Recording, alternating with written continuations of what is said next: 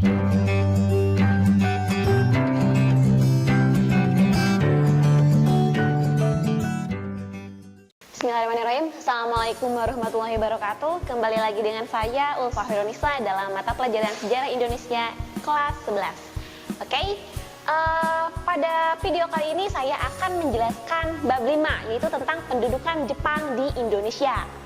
Nah, selanjutnya di bab 5 kali ini dibagi beberapa bagian, yaitu bagian satunya tentang kedatangan Jepang di Indonesia. Nah, mengenai kedatangan Jepang, otomatis kita harus tahu dulu nih tentang kapan sih Belanda menyerah pada Jepang itu. Nah, jadi gini ya ceritanya.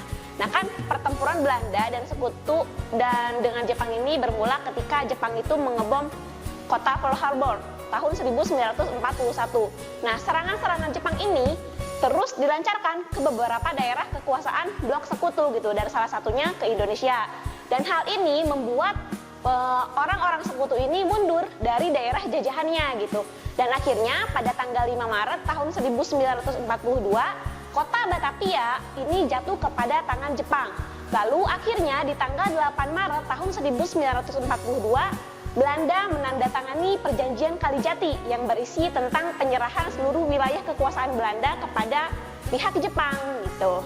Nah, selanjutnya ini ada pendudukan Jepang di Indonesia. Nah, upaya Jepang dalam menarik simpati bangsa Indonesia itu pertama, nah Jepang itu mengaku sebagai saudara tua bangsa Indonesia. Nah kan sebagai saudara tua, otomatis Jepang itu pasti akan lebih mudah diterima oleh bangsa Indonesia. Nah yang kedua, Jepang ini juga mengizinkan bangsa Indonesia itu untuk mengibarkan bendera merah putih, lalu menggunakan bahasa Indonesia dan menyanyikan lagu Indonesia Raya juga. Nah selanjutnya, Jepang juga mulai mengganti semua nama-nama jalan, lalu nama gedung dengan nama-nama di dalam bahasa Jepang gitu. Dan Jepang juga untuk menarik simpati itu membentuk gerakan 3A, yang mana gerakan 3A ini adalah Nippon Cahaya Asia, Nippon Pelindung Asia, dan Nippon Pemimpin Asia gitu. Nah ini ada bagian yang kedua. Nah bagian yang kedua itu tentang dampak pendudukan Jepang di Indonesia. Nah di sini, nah pertama kan pasti ada dampak politiknya juga. Nah di dampak politik otomatis Jepang itu mendirikan pemerintahan. Nah pertama Jepang itu mendirikan pemerintahan militer gitu. Nah di dalam pemerintahan militer Jepang itu membagi menjadi 3, yaitu ada angkatan darat yang diberi nama sebagai Tomisudan, dan pusatnya itu di Bukit Tinggi untuk di daerah Sumatera ya. Tuh, lalu ada angkatan militer angkatan darat juga dengan nama Asamusudan. Nah ini tuh untuk daerah Jawa dan Madura. Lalu pusatnya adalah di Jakarta gitu. Dan kekuatan militer ini kemudian ditambahkan dengan angkatan laut gitu. Lalu ada pemerintahan militer angkatan laut, yaitu Armada Selatan kedua untuk daerah Kalimantan, Sulawesi, dan Maluku dengan pusatnya itu di Makassar. Lalu yang kedua itu Jepang juga membentuk pemerintahan sipil. Nah untuk pemerintahan sipil sendiri, Jepang itu mulai membentuk dari Shu atau Kadisidenan, Si, Kota Praja, Gun, Kawedanan, lalu asisten Wedana, Aza, dan pemerintahan Jepang juga membentuk Tornarigumi. Nah Tornarigumi itu kalau di zaman sekarang itu seperti RT gitu. Jadi RT-RT di zaman sekarang itu yang mulai adanya saat zaman Jepang juga gitu. Nah selanjutnya Jepang juga membentuk organisasi gitu. Nah pertama ada organisasi sosial kemasyarakatan. Nah untuk sosial kemasyarakatan ini yang pertama ada gerakan 3A gitu. Nah gerakan 3A ini yang adalah Jepang Cahaya Asia, Jepang Pelindung Asia, dan Jepang Pemimpin Asia yang dibentuk tanggal 29 Maret tahun 1942. Nah lalu Jepang juga membuat Pusat Tenaga Rakyat atau Putra gitu. Nah, Putra ini dibentuk tanggal 16 April 1943, dan Jepang itu meminta bantuan Soekarno, Hatta, lalu Mas Mansur, dan Ki Hajar Dewantara gitu. Nah, Putra ini oleh Jepang itu bertugas untuk memusatkan segala potensi masyarakat Indonesia untuk membantu Jepang di dalam Perang Asia Pasifik gitu. Nah, selanjutnya Jepang juga mengaktifkan kembali MIAI atau Majelis Islam A'la Indonesia gitu pada tanggal 4 September 1942. Nah, tujuannya itu untuk memobilisasi umat Islam Indonesia untuk membantu Jepang di dalam perang. Tetapi ya dikarenakan si Miyai ini digunakan sebagai sarana diskusi oleh orang-orang Indonesia, maka Miyai ini nantinya itu diganti menjadi Masyumi atau Majelis Syuro Muslimin gitu. Nah, selanjutnya ada Jawa Hokokai. Nah, Jawa Hokokai ini dibentuk oleh pemerintah Jepang itu untuk menghadapi perang Asia Pasifik dan membantu Jepang di dalam perangnya juga gitu. Nah, selanjutnya ada organisasi semi militer. Nah, untuk organisasi semi militer itu yang pertama ada Barisan Pemuda Asia Raya yang diresmikan pada tanggal 11 Juni 1942 dengan pimpinannya itu adalah Dr. Slamet Sudibyo dan S.A. Saleh. Nah, Barisan Pemuda Asia Raya ini digunakan untuk menanamkan semangat Jepang gitu, dan diadakan dari tingkat pusat yaitu di Jakarta. Nah, selanjutnya ada Seinendan ya. Seinendan ini adalah organisasi kumpulan pemuda berumur 14 sampai 22 tahun yang dilatih sebagai tenaga cadangan untuk membantu Jepang di dalam perang Asia Timur Raya gitu. Nah, selanjutnya ada Keibondan. Keibondan ini merupakan organisasi pemuda bentukan Jepang dengan anggotanya itu berumur 23 sampai 35 tahun. Nah, dipergunakan untuk membantu Jepang juga di dalam bidang keamanan. Jadi untuk mengamankannya gitu. Nah, selanjutnya ada Barisan Pelopor.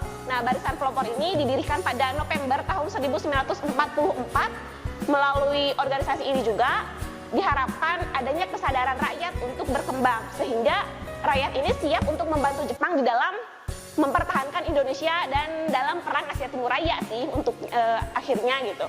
Nah, selanjutnya ada organisasi militer. Nah, organisasi militer ini dibagi dua ya. Yang pertama ada Heiho. Heiho ini adalah pusat pembantu gitu. Yang pusat pembantu ini merupakan prajurit-prajurit Indonesia yang langsung ditempatkan di dalam organisasi militer Jepang, baik angkatan darat maupun angkatan laut. Lalu yang kedua ada PETA. Nah, PETA ini adalah organisasi militer yang pemimpinnya itu dari bangsa Indonesia dan mendapatkan pelatihan kemiliteran dari Jepang sendiri gitu. Nah, selanjutnya, kita masuk di bagian ketiga nih. Nah, bagian ketiga yaitu tentang pengerahan dan penindasan yang dilakukan oleh Jepang selama pendudukan Jepang di Indonesia.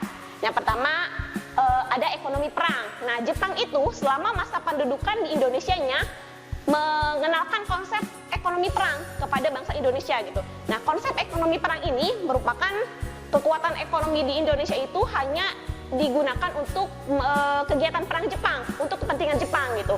Lalu yang kedua, nah tanah perkebunan di Indonesia ini yang awalnya perkebunan diubah menjadi tanah pertanian, yang mana dari tanah pertanian ini nanti hanya ditanam padi dan jarak saja untuk keperluan perang Jepang ya gitu. Nah, selanjutnya Jepang juga membuat kantor pengelolaan pangan untuk mengatur produksi, pungutan dan penyaluran padi serta menentukan harga dari hasil pertanian, yaitu dari padi-padi penduduk dan tanaman-tanaman jarak penduduk tadi gitu. Nah, selanjutnya ada pengendalian di bidang pendidikan dan kebudayaan ya. Nah, untuk bidang pendidikan, nah pemerintah Jepang itu bisa dikatakan sangat membatasi bidang pendidikan gitu. Nah, seperti halnya jumlah sekolah di Indonesia ini menurun dengan sangat drastis gitu. Nah, jumlah sekolah dasar yang awalnya 21.500 berubah menjadi 13.500 sekolah gitu. Dan selanjutnya sekolah lanjutan juga turun ya dari 850 menjadi 20 sekolah. Lalu kegiatan perguruan tinggi yang ada di Indonesia juga sangat dibatasi gitu dan sangat bisa dikatakan macet lah gitu.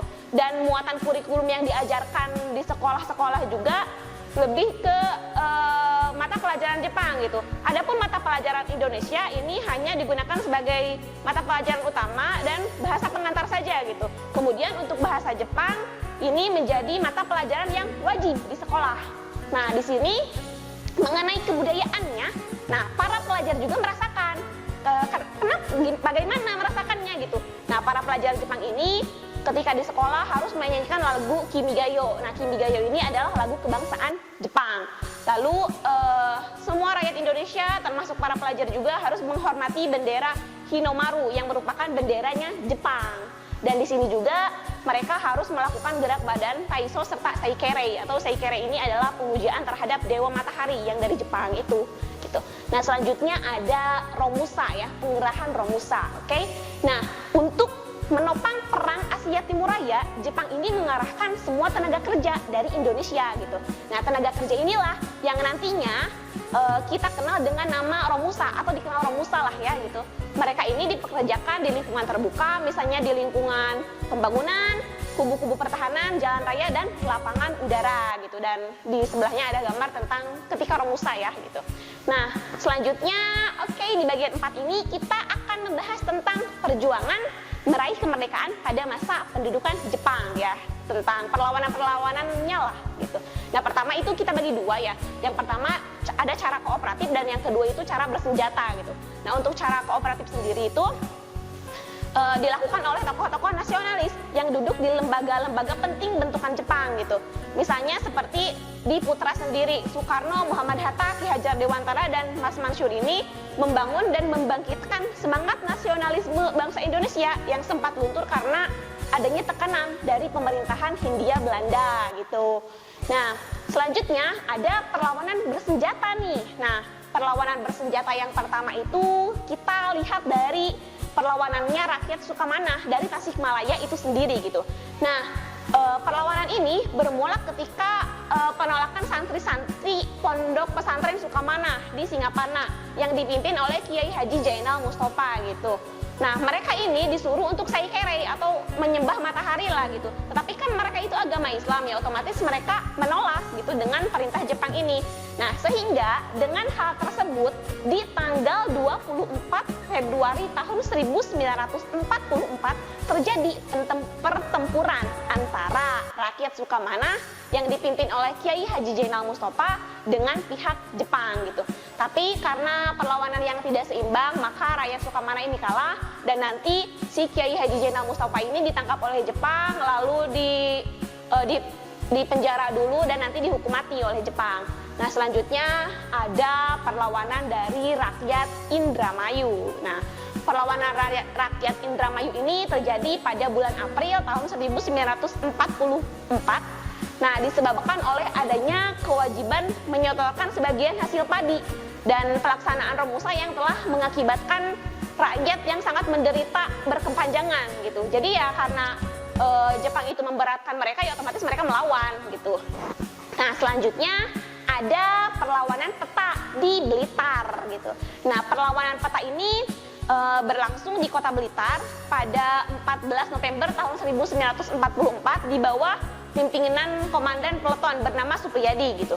Nah, perlawanan ini dilatar belakangi oleh persoalan pengumpulan padi, Romusa, dan Heiho yang dilakukan secara paksa dan di luar batas kemanusiaan. Nah, perlawanan ini pula merupakan perlawanan terbesar saat penjajahan Jepang di Indonesia gitu. Nah, kita masuk di bagian terakhir ya. Nah, di bagian terakhir ini ada drama akhir sang tirani atau ya Jepang lah bisa dikatakan gitu. Nah, di sini karena Jepang itu ikut di perang Asia Pasifik, Jepang itu semakin terdesak gitu di perang Asia Pasifik ini, sehingga Jepang itu memberikan janji kemerdekaan dan membentuk BPUPKI nantinya gitu. Nah, dan lalu terjadilah proklamasi kemerdekaan nantinya. Nah, yang pertama tentang janji kemerdekaan dan PPUPKI ya gitu. Nah, pada akhir tahun 1944, nah Jepang di dalam perang Asia Pasifik ini sangat terdesak gitu. Lalu pasukan sekutu ini berhasil merebut pulau demi pulau yang sudah dikuasai Jepang kembali gitu. Dan akhirnya dalam kondisi yang sudah sangat terdesak, Jepang ini mengulangi kembali janjinya kepada Indonesia untuk memberikan kemerdekaan kepada Indonesia. Lalu pada tanggal 7 September tahun 1944 dalam sidang istimewa Parlemen Jepang, Perdana Menteri Kuniaki ini memperkenankan merdeka gitu untuk Indonesia. Nah, sebagai bukti dari ucapannya gitu ya, pada tanggal 1 Maret 1945 ini dibentuklah Dokuritsu Jambi Chosakai atau BPUPKI atau kepanjangannya adalah Badan Penyelidik Usaha-Usaha Persiapan Kemerdekaan Indonesia ya gitu. Nah, selanjutnya BPUPKI ini bertugas untuk menyelidiki hal-hal terkait aspek politik, ekonomi, pemerintahan, dan lain-lainnya yang diperlukan bagi pembentukan sebuah negara yang merdeka gitu. Nah, selanjutnya BPUPKI ini juga melakukan sidang untuk membentuk dasar negara dan nantinya membentuk panitia kecil atau panitia 9. Nah, panitia 9 ini berfungsi untuk menyusun Pancasila yang nantinya itu akan termuat di Piagam Jakarta gitu. Lalu setelah BPUPKI ini menyelesaikan tugasnya, di tanggal 7 Agustus tahun 1945, BPUPKI ini dibubarkan dan nanti itu diganti dengan PPKI atau Panitia Persiapan Kemerdekaan Indonesia, atau dalam bahasa Jepangnya Dokuritsu Janbi Inkai gitu. Nah, selanjutnya tibalah saat proklamasi kemerdekaan gitu. Nah kan seperti yang kita ketahui ya, bahwa Jepang kalah dari Sekutu itu dikarenakan kota Hiroshima dan Nagasaki ini dibom atom oleh Sekutu gitu, dan akhirnya membuat Jepang itu semakin terdesak dan menyerah gitu. Dan menyerahnya Jepang ini membuat bangsa Indonesia itu bertekad untuk merdeka gitu. Akhirnya setelah beberapa peristiwa penting terkait proklamasi kemerdekaan, dimulai dari Jepang kalah dari Sekutu, pembentukan PPKI, lalu Jepang menyerah tanpa syarat, dan sampailah kepada Rengas Dengklok yang terjadi akibat adanya perdebatan antara golongan muda dan golongan tua terkait proklamasi kemerdekaan. Dan akhirnya kemerdekaan pun terjadi pada tanggal 17 Agustus 1945, yang mana 17 Agustus ini lebih cepat 7 hari daripada waktu yang dijanjikan Jepang gitu. Karena Jepang itu menjanjikan kemerdekaan Indonesia itu pada tanggal 24 Agustus 1945. Dan dengan merdekanya Indonesia di tanggal 17 Agustus ini merupakan bukti bahwa kemerdekaan Indonesia itu adalah hasil Indonesia sendiri gitu, dan bukan pemberian dari Jepang. Oke, untuk bab 5 kali ini sekian ya dari saya gitu. Mudah-mudahan bermanfaat. Sampai berjumpa di video selanjutnya. Wabillahi taufiq wal hidayah. Wassalamualaikum warahmatullahi wabarakatuh. Kunjungi sosial media lainnya seperti website kami di pkbmalfata.com, Facebook PKB Malfata Mananjaya, Instagram PKB Malfata Official. Dan terima kasih telah klik video ini.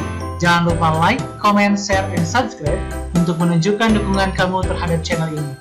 Enjoy the video PKB Malfata.